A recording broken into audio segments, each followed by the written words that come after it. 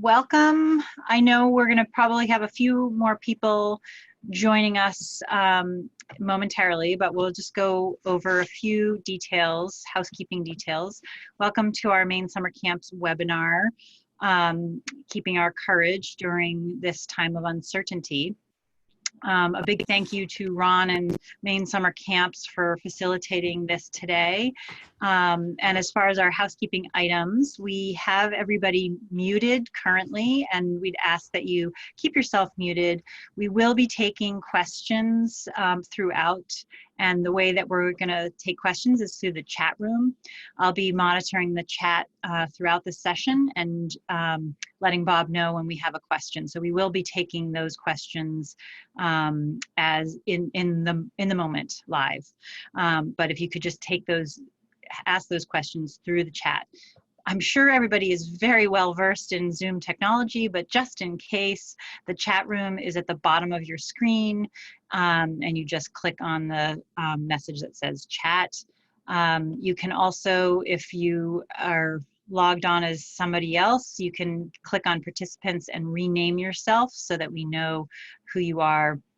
And you could add your camp name too if you would like, so that we know who's asking the question. So that's the little bit of housekeeping that we have.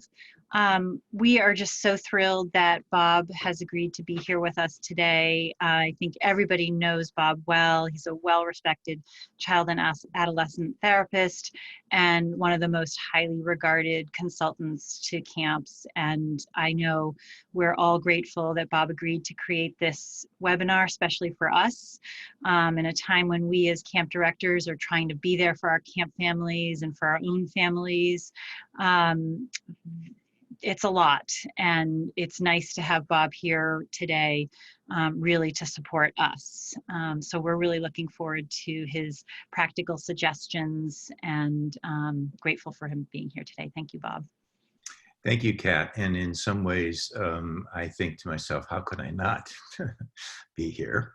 And I say that, first of all, I want to just express my gratitude for being asked, and I really appreciate it. And part of that is because I have had a long and very happy history, not only with camp professionals around the country, but specifically with the Maine Youth Camp Association. And I recall that the very first talk that I ever gave to camp people was obviously here in New England. And Lillian Usher, who at the time with Sid was running Camp Wawanock, in the middle of the talk, stood up and walked out. And I thought to myself, what is it that I said? And it wasn't until really about a month later when I went to visit my first Maine camp ever, which was Camp Wawanock. And she explained to me that she and Sid had stayed in a motel in Hyannis the night before. This happened down at the Cape Cod Sea Camps in Brewster, Massachusetts on Cape Cod. And she discovered halfway through my talk that she had left her wedding ring in the hotel room. So she grabbed Sid, who, poor guy, didn't know what was happening, and just yanked him up. And and by the way, she did find her wedding ring, so it was a happy ending. But I have a very fond sort of space in my heart for Maine camping. And so I'm very grateful to be asked. And frankly, the little sort of emotion you hear in my voice is gratitude. It's like, isn't it wonderful to be asked to show up to be your best self? And that's really what I feel Maine Youth Camping has always asked me to do. So I don't know why I'm not moving here, but here we go. All right. So I want to talk a little bit about the other way that this coronavirus infects us, right? When I was first asked to give a talk like this, I actually had this sort of momentary sort of feeling of of dread, like, oh my gosh, do I have anything in me that could possibly help these people?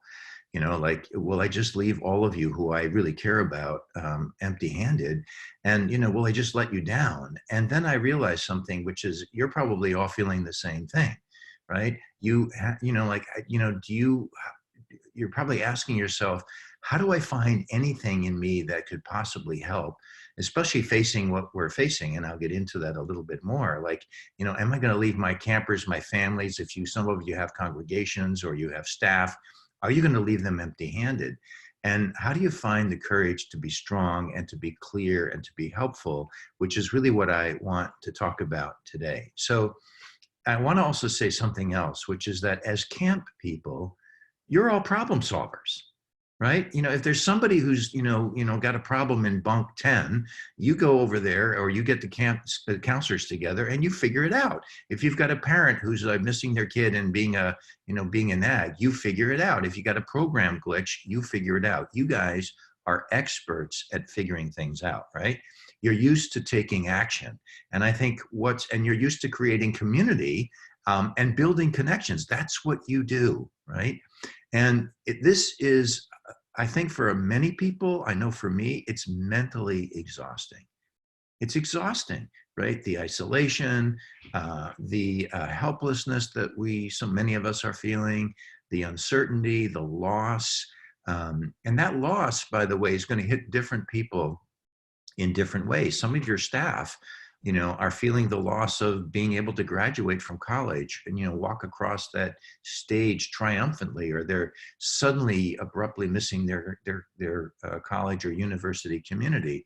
And, they lost a friend. Many of us are going to lose friends or relatives in this. So there is a lot of loss, and I think it's mentally exhausting for us to live with the uncertainty and the unknown, especially, by the way, if we are caretakers, as we are, and problem solvers. So this is the other way that the virus infects us, okay? And that is, it raises our anxiety level, right? It makes us feel overwhelmed, and I think it makes us feel helpless. And so we go to this dark place sometimes, like catastrophizing. And it robs us, I think, of experiencing our strength, or at least it has that potential, right? It can make us feel powerless and helpless, especially if we don't have the normal ways of connecting with people available to us as we usually do. So we know that the threats and the pain of this are real, right? Many people will have serious infections. Some of them will get over them. Some of them won't, unfortunately. A lot of people have lost their jobs or will be losing their jobs soon, and some people will lose their businesses. I spoke to a camp director who has a girls' camp in the Poconos and a day camp in the New York metropolitan area, and he's worried about whether he can weather this. A lot of you have lost shoulder season business. Your springtime, groups, if you run groups, are not coming because they can't come. There's questions about, will you be able to do your fall business? Will you actually be able to run camp? And our way of helping people, which is camps and retreats and doing services and whatever, are not open to us. So part of what we're all learning is how to adjust, right? How do we deliver the sense of connectedness, the sense of community, the hope, that sense of growth that we really exude, that we're good at? We're masters of this. How do we do that in this new environment? And I think the greatest challenge in this is to actually be strong, right? Is to actually feel, in the face of all of this uncertainty and this potential loss and this real loss, how do we sort of find our strength in all of that? And I wanted to quote the Reverend Rob Lee, who has a church, a congregation down in North Carolina. And he said, the coronavirus is terrible, but it is not the fullness of who we are as a people, right? It's not the end of our story. So I want to talk a little bit. I want to give you an overview of what I'm going to talk about today, okay? First thing is, I want to talk a little bit about what does this virus and the disease that comes from this remind us? What does it, remind us of? What is the opportunity here in the midst of this pretty incredible challenge? I want to talk a little bit about the basics of our alarm system, because I think it's a time to be planning, but not a time to be panicking. And yet, I don't know about you, but a lot of people wake up bolt right at 3 o'clock in the morning with this fear of dread. And that's part of what's hardwired into us. So I want to talk a little bit about that. and how to, as I say to the kids that I see, how we're going to outsmart our brains. And which means I want to get into some specifics about what are the psychological and emotional self-care steps that you can take to prevent yourself from panicking and to, kind of keep yourself steady. I want to talk a little bit about the difference between empathy and compassion, because you are all caregivers in some way or other, right? You are all people who take care of other people's children. You take care and actually hold the hands of the parents of those children. You hold the hands and support and mentor your staff. And some of you have donors who you do that with. And you will hear, you're all going to be hearing, stories of sadness and loss or, fear. And the question is, how do we shift from empathy to compassion so that it doesn't burn us out? And then I want to talk a little bit about some physical self-care. What are some behavioral things that you can do?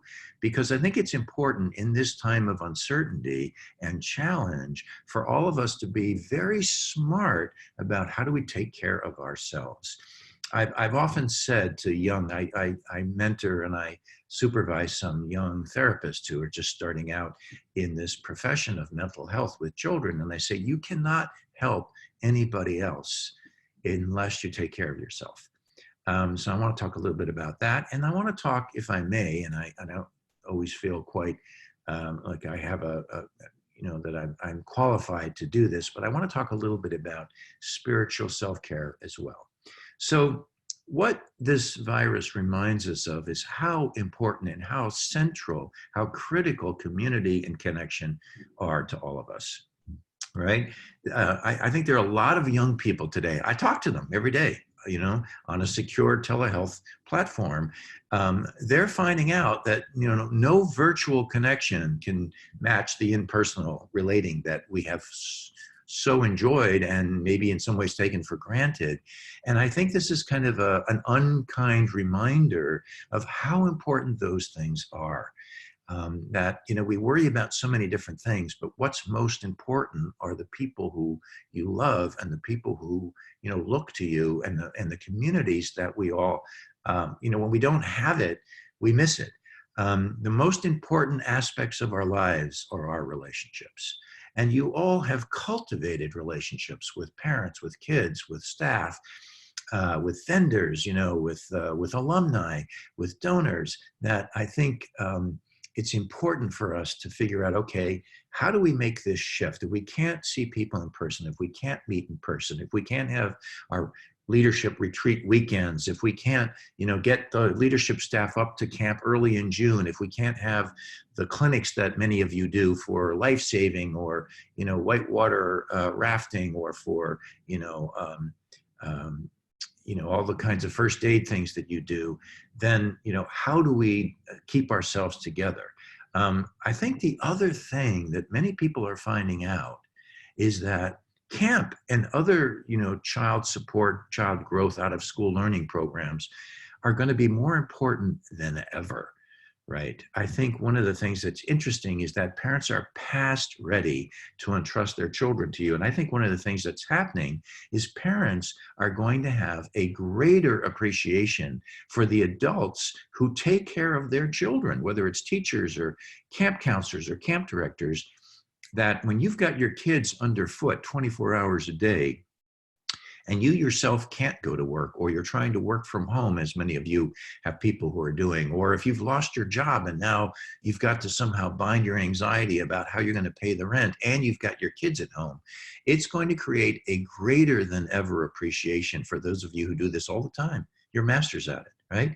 And I think that, and I'm really serious about this, that, who knows if camp is going to be able to run in June or July or, late July or whatever. We just don't know. And I think it's too early to make that call. And I think we have to be careful about not promising that while still holding out some hope for people. But I think that kids are going to need to be outdoors more than ever. I think they're going to want to be with one another. They're going to be socially deprived. They're going to have a kind of a pent up demand. They're going to be kids who are not getting services. who are going to be, just in dire need of being in community and with all the healing that that offers. And I have to tell you, if I could sit down with all the New England, education directors in every single state and say to them, you cannot open school and expect kids to open a math book or do ELA and have their brains on what they're learning until they go to camp and drink in the community that they have so missed. Because I think this is going to be incredibly important, right? And so I say to you, plan to be ready. We don't know, but I think you need to plan to be ready, because even if it's in a more limited way, whether you do it virtually, you have virtual segments, I think it's going to be important that we are there for our communities. And in some ways, maybe even there for communities, that haven't even experienced us before. So never before have camp programs been so publicly on view, by the way.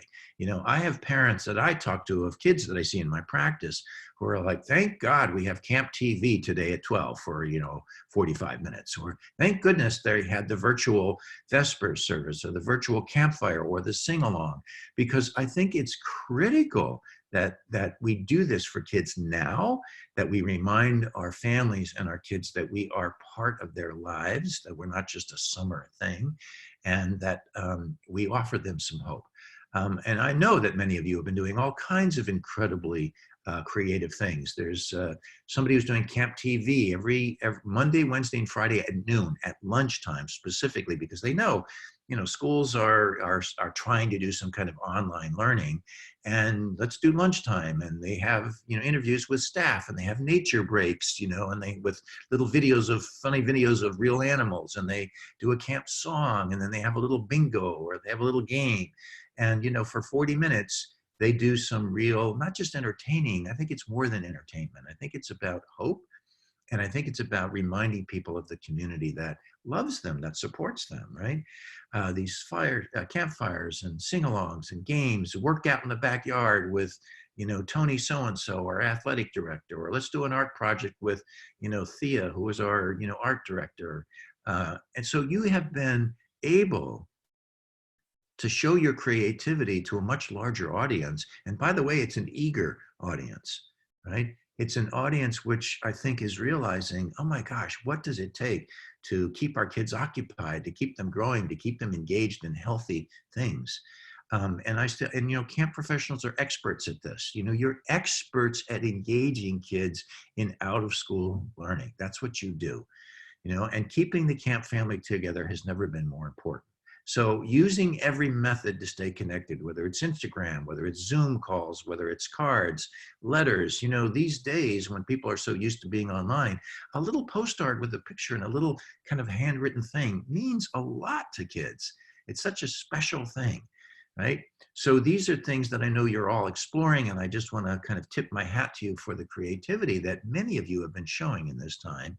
And I'm going to tell you, there are kids who have never wanted to go outside because they want to be on their social media, who are now, clamoring to go outside. So I think if the time, and when the time, it's not if, it's when the time comes that camp can safely operate. We all know you're going to make that decision based on what's best for the kids. That's really what's the most important. But when that happens, there's going to be such pent-up demand that I think camp is going to be more vital. The thing is about weathering the storm right now.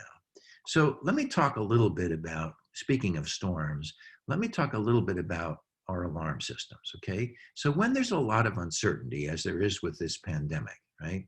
The very real specter that camp may not open this summer. And by the way, it's interesting to notice that the realization of that possibility is spreading around the country very much like the virus is, right? So first of all, we know the virus isn't as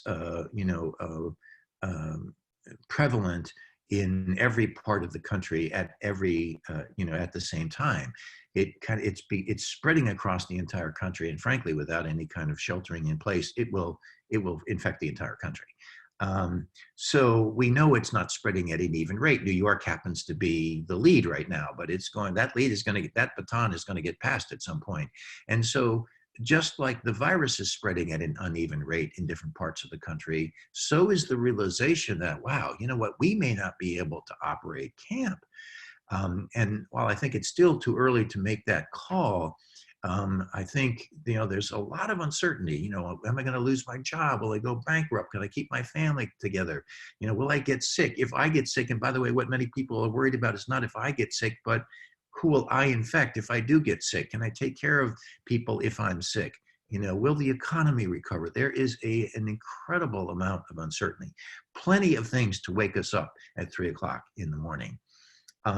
And so what our brains are designed to do when we don't know and we have no way of knowing is we make it up. Our brains make up something. And unfortunately, there's something called the negativity bias. All right? This is a very well documented, probably the most important psychological sort of characteristic that you've never heard of, which is that we have our brains have a tendency to think of the worst, to catastrophize. And they do it because it is a way of keeping us prepared, of urging us to action, of, you know, being ready for the worst. The problem is it is wearing, it exhausts us, right? And unfortunately, we think of the worst. So, you know, our alarm is designed to make us take action because the problem with this sort of hardwired basic instinct that is never going to go away is that it interferes with us in ways that you know, make it hard for us to do clear problem solving, right? We panic, we get overwhelmed, we get scared, you know, which is all natural. This is not something to be ashamed of. This is something to understand and to honor as part of what has kept us alive. And sometimes it outlives its usefulness. It's not useful to us. It gets in the way.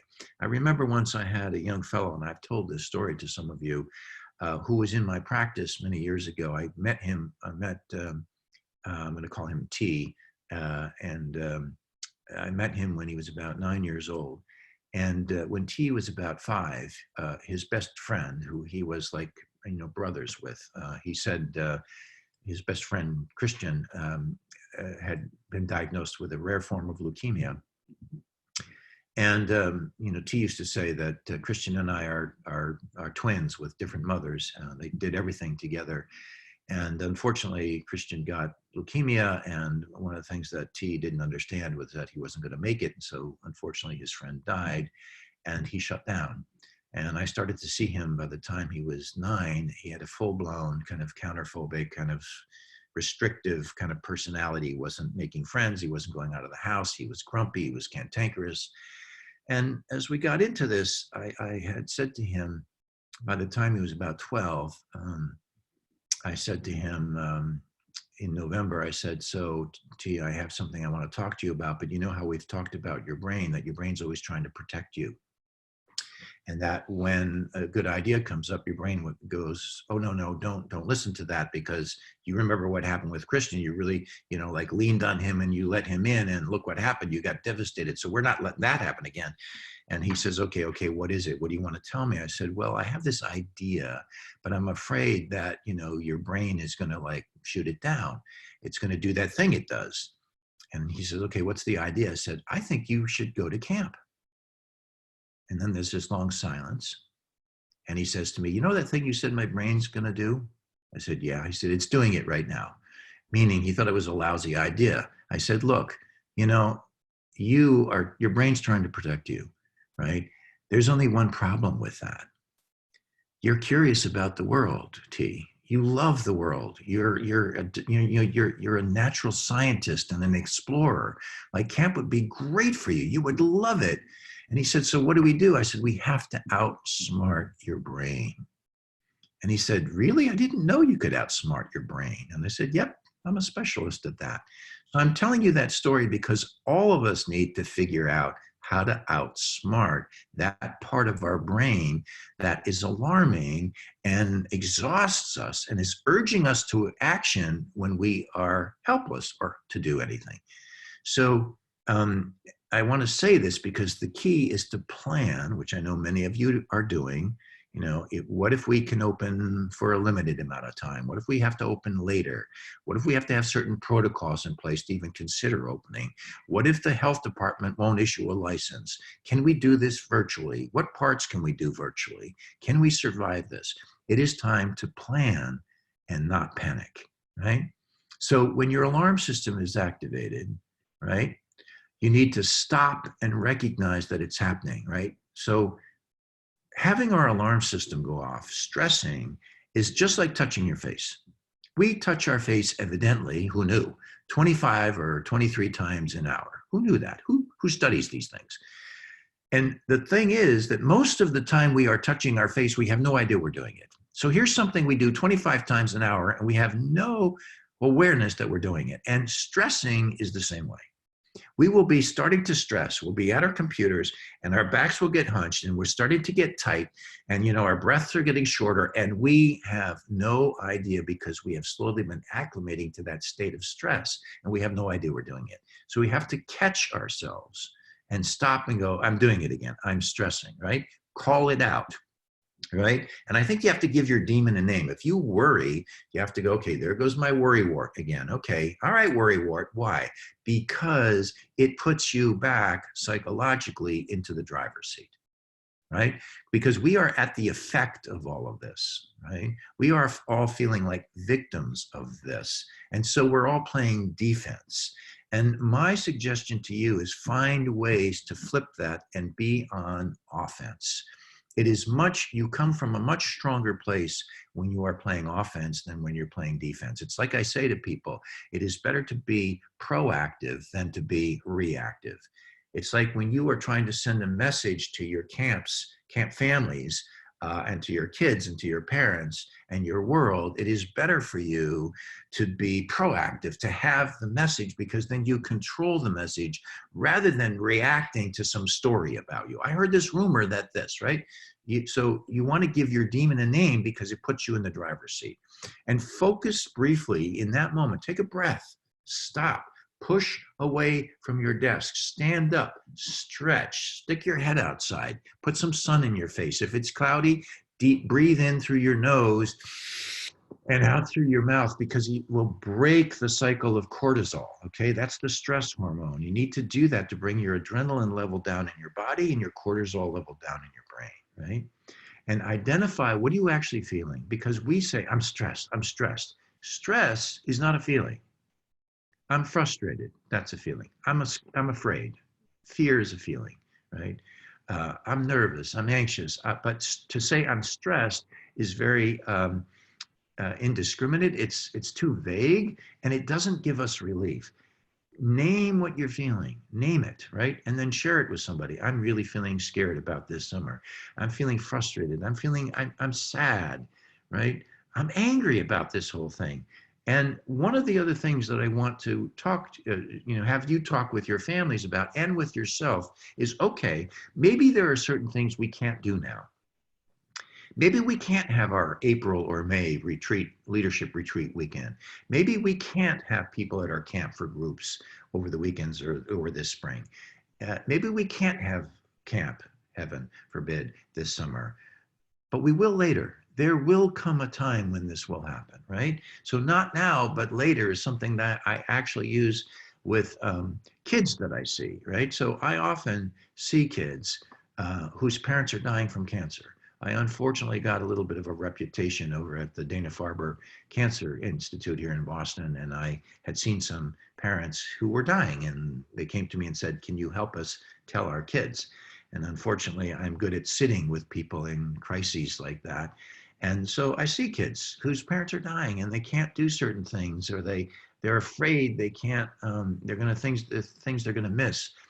And there are times when I have to help kids realize it is going to feel terrible. You're going to be sad and upset and angry, and it won't always be this way. And it will never totally go away, that kind of loss. But I want you to visualize a better day. Like, I want you to visualize when you are at your best. I want you to visualize what is the core of what you do, right? Because the core of what you do aren't really the props. It's the community. It's the connection, right? It's being united with people, right? And I also want you to laugh a little bit. There's this kind of ridiculous thing over here where, everybody with this virus has become a Sheldon. And I think we have to find, and I know it's audacious to kind of think, how can we laugh in a time when there's so much loss and there's so much uncertainty and there's so much potential loss? And I think we have to, it's part of who we are as human beings, to find inspiration when you can. I frankly am reading poems, short poems by one of my favorite, Mary Oliver, her book of devotions, which it's like a book you can open it and read one page and somehow it's about today, right? And we have to laugh a little bit. I'm laughing with some of my kids because it's a relief. It's a reminder that it's not always going to be this way. And I think we have to find ways to do that. Now, I want to talk a little bit about shifting, what I call shifting from empathy to compassion, right? So let me just define some terms and then I'll explain how this is related to all of us. Sympathy is feeling sorry for people. Most kids that I see and most people I talk to don't want us to feel sorry for them, right? It makes them feel like victims. It makes them feel like we're treating them like they're pariahs or they're defective or something. Empathy is feeling with people, and it takes courage to have empathy because it means you have to dip down into your own experience and connect to the same feeling in some ways that the person who you are listening to or who you are sharing time with is feeling in that moment. So think about this. I have not had every experience that every kid has that walks into my office, right? My parents did not get a divorce, right?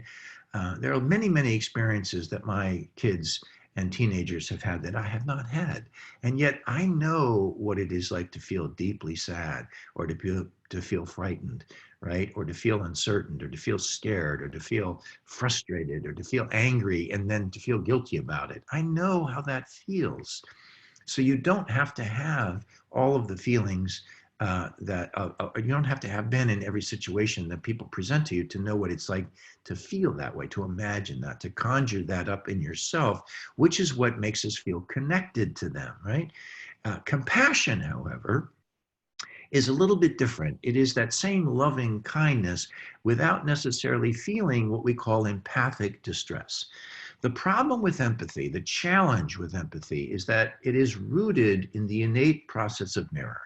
Right? And I'm saying this to you because you are going to be hearing from your staff who are like, what do you mean we're not having camp, right? Especially the younger ones who are like, it's their life. It's what they live, 9 or 10 months for, to have those 2 months in the summer. Kids who feel the same way, right? Staff who've lost their internship, lost a friend, lost a grandparent, lost their opportunity to graduate. You are going to be on the front lines of the emotional fallout of this pandemic. You are, if you're not already, right? And if you exhibit the kind of empathy that I know you all have, that I know you all bring to the table, because that's what makes you camp people, right? You're going to have empathic distress. So what you have to do is you have to shift from that empathy to compassion. Let me show you what I mean by mirroring, okay? This is what mirroring is. Mirroring is also a hardwired, built into us part of who we are as human beings. You're not going to get rid of it, right? It is there because as infants, when we had no language, we had to create something, our sense of distress, that our parents would feel so that they would feed us or change our diaper or burp us or whatever it was. So mirroring was a survival technique, right? So note your reaction to this, all right? If I put this image up, note your immediate reaction, right? Most people I show that to, they go, oh, right? It's like, it's so cute, right? That is a mirroring response, that cute little lab puppy, right? Now note your reaction to this, right? As soon as you see this, the specter of pain, we all sort of tense up a little bit. And that's what's going to happen to you in the next few months. Even if you run camp, by the way, there is still going to be loss. There's going to be the little boy or the little girl who comes to camp, whose grandfather or grandmother or uncle did not make it through this pandemic. There's going to be the kids who come whose father or mother lost their job, right? Like I said, there's going to be a lot of loss. So shifting from empathy to compassion is going to be important. How can you be there for people without being burned out by it, without being overwhelmed yourself? Okay. So it is an intentional practice, right? The first thing is you acknowledge the other person's emotion, right? And the second thing is you acknowledge this then, what do you experience in response to that? What's going on for me? What am I feeling? Are you feeling the sadness? Are you feeling the fear? That's what makes you feel connected. That's just natural, okay? And then you have to affirm to yourself. You have to kind of clarify. You have to kind of like say, wait, they're over there, I'm over here, okay? It's not happening to me, it's happening to them. And remind yourself, I'm not having the experience they're having. Sure, I feel what they're feeling because that makes me feel connected. That's me being empathic. I do that because I'm a caring human being. However, what does this person need from me right now? Do they need me to be crying as hard as they are, right? So I want to give you an example. Years ago, I was contacted by the parents, by a couple of parents, a husband and wife, and they were in their late 30s, early 40s, and perfectly happy, wonderful Newton Chestnut Hill family, 3 boys, all of them very healthy, you know, the sort of normal kind of challenges that any family has. Father was had his own business, and they would normally not be in my office except for the fact that the father had just been recently diagnosed with ALS. And so they came to me and said, we need some help to go through this because we're going to fight it with everything we can. And we want to make sure that we are talking as a family and supporting each other. And I went through an entire 5 years watching this healthy, strapping, you know, by the way, Maine guy. He had gone to the University of Orono. He had graduated with honors. He had traveled the world. He had established his own business. He had met his wife. He had 3 wonderful boys. And he was a hunter and a trapper and an outdoors person and a fisherman and a surfer and a brilliant, wonderful, kind man. I watched him go from being a healthy man to being in braces, to being hunched over, to being in a wheelchair, to not being able to talk, to not being able to breathe. And finally, once up in Vermont at a little farm that they had, he was with his 17-year-old son, and it was late August, and he fell in the bathroom and died. And his son, who was frantic to try to save him, was with him. And about a year later, I was sitting with that young man. And for the first time, he told me exactly what it was like to be there with his dad when his dad died. And I found myself tearing up. And then I thought to myself, wait, what does this young man need from me right now? He needs me to be there for him. And this is what your camp families and your communities and your staff are going to need from you. They're going to need you to be there for them. And it is an awesome responsibility. I think it's an awesome task. And yet we all have in us the courage, the strength, and I think the gold of what is so central to camp, which is that sense of community and connection. And that's what I think we have to remind ourselves of. Now, there are some practical things that I think we have to do with this, right? Things you need to do to keep the faith. One is, I think you need to keep a daily schedule, right? Get up at a certain time, right? And I know this sounds crazy, but take a hot shower in the morning, not at night, but in the morning. It wakes you up, it gets you going. It's like part of a routine, right? If you have in the last week, 2 or 3 weeks, forgotten what day it is, that's normal, and the problem is we're not on vacation, right? This is anything but a vacation. And yet I think routines are important. And for those of you who have kids at home, this is even more important, right? I've talked to some kids at 2 PM who are in their pajamas. It's not okay, right? Who haven't taken a shower in 3 days. It's not okay, right? And so, and the reason it's not okay, it's like the same thing as making your bed. It is a way of organizing your brain and getting yourself ready to meet the day, even if that day is structured very differently, right?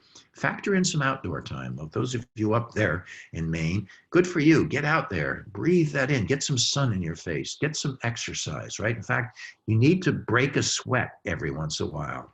Sweat has not only a physical cleansing property, but I think a kind of a mental clearing property.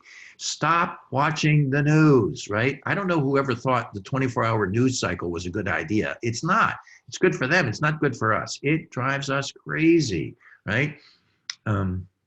So turn it off. I check the news twice a day. That's it. And I don't turn on the television because I can't hear all that stuff. I read the New York Times. I read the Boston Globe. Read whatever you want to read, and that's all, whatever, sort of formula you have for yourself or whatever, you want to look at or read is up to you. But you've got to take a break from it, right? Stay in touch with your camp family, right? Right? These are all, by the way, Maine pictures. Every one of these are campers or kids or staff from Maine, right? Because it's important for you as much as it is for them, right?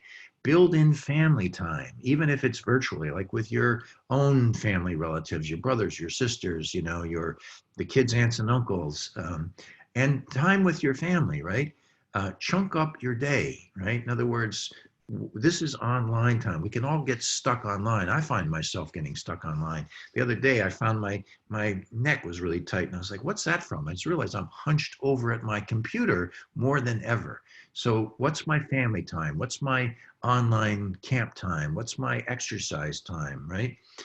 Chunk up your day and try to stick to that schedule. Catch up on your sleep if you can. We all know we're sleep deprived in the summer, right? None of us myself included, right? If you get 6 hours of sleep a night in the summer, you're doing really great, right? So this is a time to catch up on your sleep if you can sleep.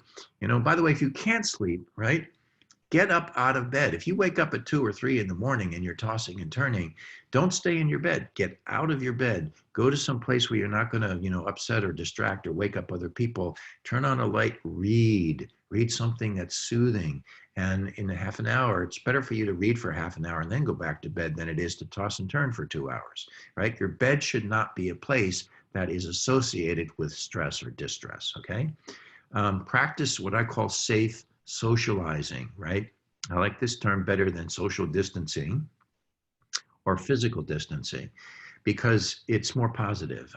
What I really mean by that is there are ways for you to establish your circle, right? People who are also keeping safe and who have self-quarantined and who are not infectious, and you can actually be in their company, right? Their physical company, as long as you maintain what I call the perimeter or the boundary so that you're not violating and there's some infection or a chance of infection coming from outside that circle. So decide who your circle is, and it needs to be small. It needs to be something that everybody's honest about.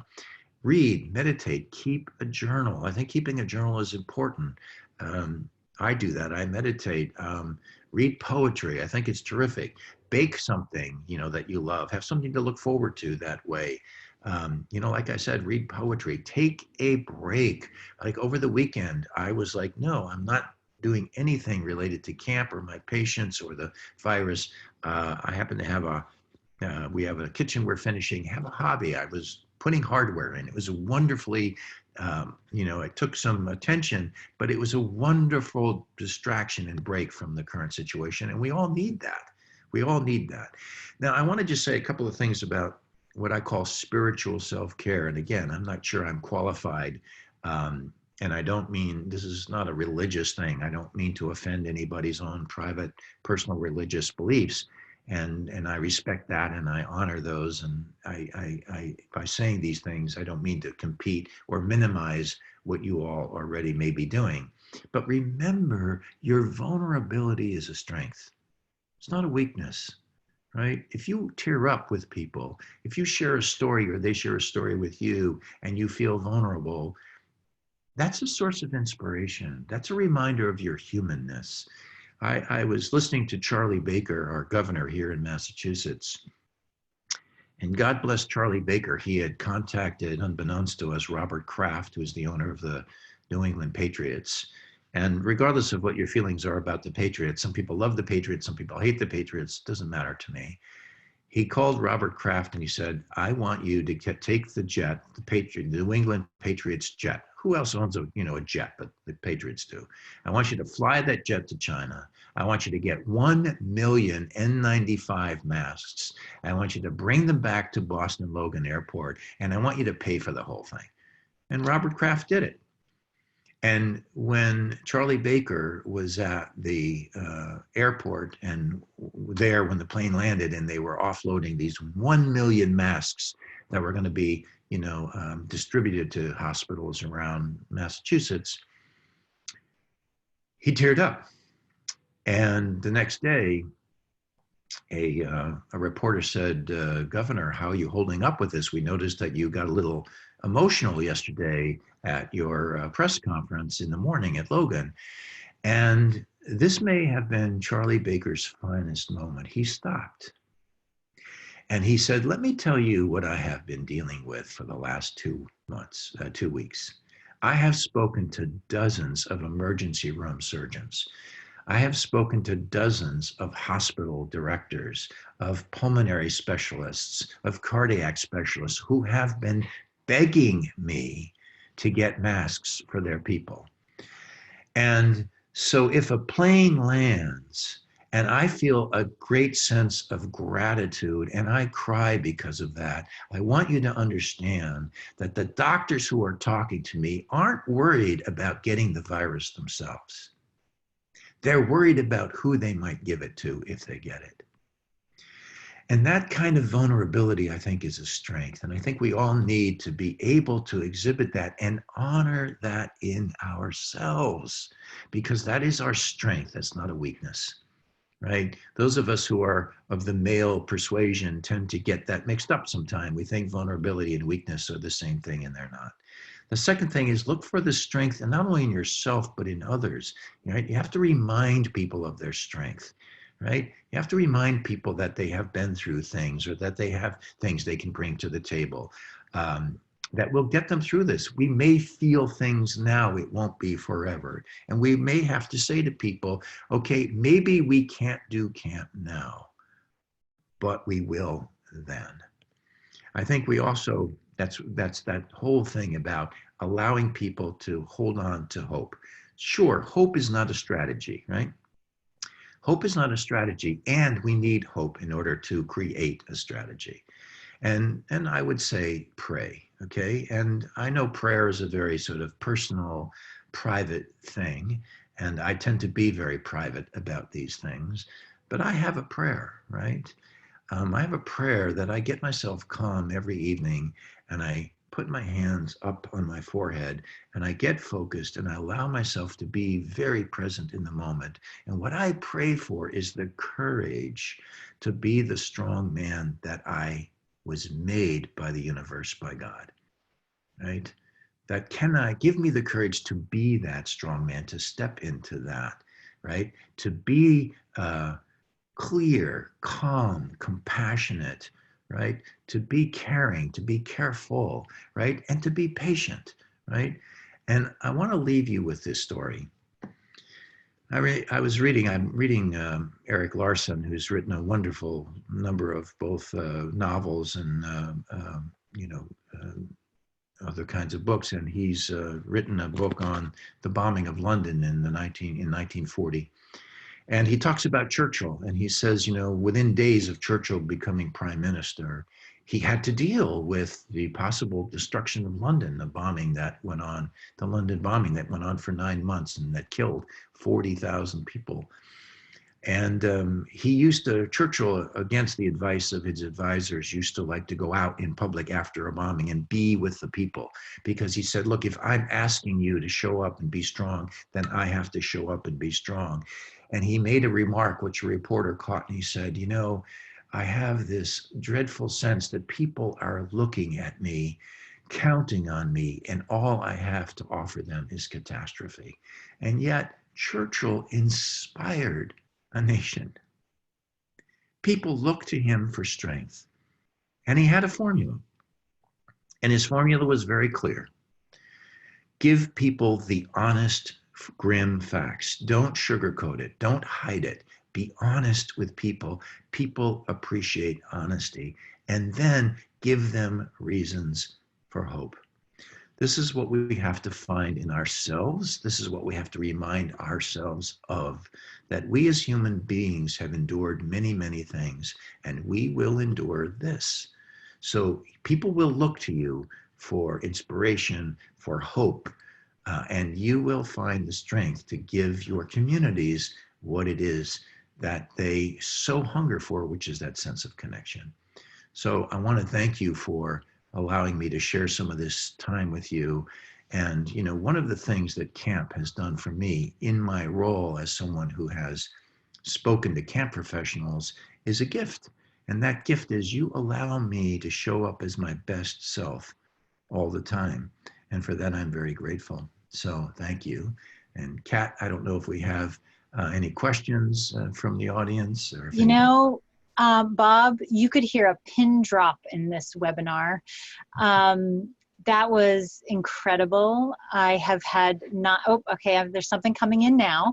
But honestly, it has been, first of all, I had to remind myself to keep checking because I was so engrossed. But it has been quiet, and that we do now have one question. How do we know what to say to people if we aren't sure our camp can survive this? If we can't promise camp will happen later? So first of all, I think we have to take that one step at a time, okay? Because I think people need to wrap their brains around that kind of loss one step at a time. And so one of the things that I know camp people, many camp people are doing right now is they're saying, look, we don't know. We're all grateful to you for being in touch with us, and we all hope you're enjoying what we're trying to do in terms of keeping our community together. And, you know, we will let you know if we can operate as soon as we know, and there's a lot of uncertainty. So I think it's premature to jump to that now. So part of this is timing. The second step would be, if you can't do camp, I think you have to let that happen first. You have to say, you know, look, it turns out that either because of the decree of the governor or the state health department, that we can't do this, or the state health department says, look, if you can do the protocols, which by the way are pretty demanding, then you can operate camp. But, you know, all of you have to articulate your decision to not run camp, if that's what you do, by saying we had to make the decision based on what was best for the kids, right? That we don't feel it's safe for the kids, that, you know, we would not be able to live with ourselves if your kid got sick on our watch, really sick on our watch. So I think it's a step-by-step process, and I'm not quite sure that you have to say, you know, if it's clear to you sometime in, you know, in June or July, that if you don't run, you're not going to be able to survive. I'm not quite sure that you need to say that right away. I think you need to, that's a huge loss for you. And I think that you have to allow yourself to grieve that a little before you go to your families and ask them to grieve that. So I think it's a timing issue. I frankly, at least off the top of my head, wouldn't be sharing that with people until, you know, after they could be back in school. Because I know people will be saying, well, what about next year? What about next year? And you have to say, we have to take things one day at a time. So, and, you know, if we get to that point, I'm sure we'll be having another webinar. So Absolutely. Two additional things have come in. Could you click on the last point of your last slide so that it comes up? I think maybe there's one point missing. No,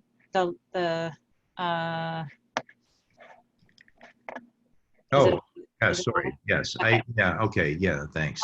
Great. And then we have an additional question. Because of the uncertainty regarding when and if we open, do we send out invoices? How do we respond to requests for refunds, etc., etc.? I feel like by doing anything, we look cold-hearted, but on the other hand, we need to plan on opening, restaffing, getting facilities ready, etc. So first of all, I want to just qualify my answer by saying I'm not a business person, and I think probably should. You probably all have collectively better answers to that than I do. But let me just tell you a few things that I've heard, okay, that I've been impressed with. One is everybody is delaying their, you know, the date of their, you know, the date of the final payment. Some people had April 1st. as many people have said, we're going to move that to May 15th. So the first thing is, again, giving that message, which I know sounds like a mixed message, but it's like, we don't know. We don't have enough information to know. We want to hold out hope as long as we can. And so hang in there with us. And we're not going to ask for any more payments. And in terms of, refunds, let's see where we get to. And then the second thing that I've heard, which I found very powerful was, and I kind of feel this way, is I think you need to give people choices. Right? In other words, why should you be making that whole decision? You could say to people, look, we'll give you entire refund if you want it, or we can hold it for 2021 if you want, or we can hold a piece of it. Or if you are a nonprofit, and I know many of you may not be in a position to do this as families, but you could make some of what you've paid us as a donation, and then you can get a tax deduction for it. By the way, I have somebody in a group that I run of experienced camp directors who's with the YMCA, and she and her fellow leadership people called 250 families. They divided up the families and made personal phone calls and said to their families, we have no idea. We want to see if we can run. Here are some choices. Here's, we can give you everything back. We can give you a part back. We can keep it and see if we run for the summer. We can apply it to 2021, or you can make a donation. 70% of her families, which was totally unexpected, donated their deposits to the YMCA, which was a bump in their revenue they did not expect. So I think it's about giving people choices. And I think you guys as camp owners probably have better answers to that than I do. Great. Thank you for that, Bob. If there are any more questions, now would be a great time to ask them. One more, here we go. How do you recommend we talk to staff? It's possible that we will be able to run, but not full staff. So how do I not sugarcoat this? I know we're going to be doing another webinar in May that will be more directed about preparing to sort of support our staff and campers wherever we're at that point. But I think this question is a little bit different. It sounds to me like maybe this camp is considering not being able to hire their full staff. So only some of the staff would be able to work this summer.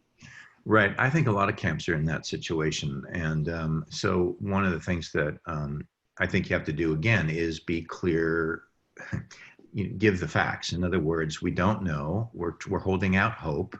This decision, by the way, may be taken out of our hands because if the state health departments aren't licensing, I think you need to give your staff the facts and say, that said, we want to be ready to go if we can. And by the way, if many of you open, say, I don't know, June 27th, you may not be open, and maybe you'll open a week later, 2 weeks later, who knows? So you have to give those facts. And then you have to say, and by the way, if we do run, we may not be able to guarantee you a spot because we may not have the number of campers, we may not have the length of time, we may not have as robust program.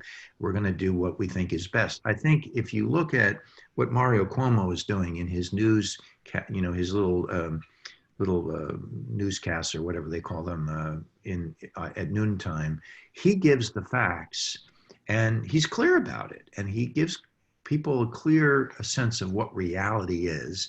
And then you have to give people reason for hope. And I know that sounds like it's a mixed message. I don't think it is. I think our brains are capable of holding two disparate things. We can't give you certainty. And by the way, there's one last piece to this, Kat, which I'd like to address, which is a lot of your staff are going through their own loss. Right? They've lost their internships. They've lost their senior year. They're uncertain about what's the job market going to be. And they probably want to come to camp now, right? I've heard from a lot of camp people that, we're coming to camp, right? No, you're not coming to camp. So I think you have to find a way to acknowledge the loss and the uncertainty and the fear. And frankly, you might even want to share parts of what I shared with you with your staff. And I know, and Kat, maybe you could say something about this as we close, because I know this has been recorded and I know it will be available and people will get a link, and it may be something you might want to watch with your staff and then have a discussion about it afterward. And so on that note, I'm going to stop because it's close to 2. I have a young person who has had virtual school, not, as he says, school, waiting for me at 2 o'clock. So again, I want to just thank Kat and Peter and Ron for asking me to do this. And I just wish you well, and we're going to stay in touch. Thank you. And just a reminder, Bob has already promised one more webinar, some forthcoming. You're getting lots of praise, Bob, on the chat, just so you know. And I agree wholeheartedly. You've given us hope, and you've given us some tangible things to do so that we can continue to forge ahead and really support our camp families. So thank you so much for being with us today, Bob. Kat? Yes. Sure. We will also be sharing this on our website and on our Facebook for people that didn't get to watch it.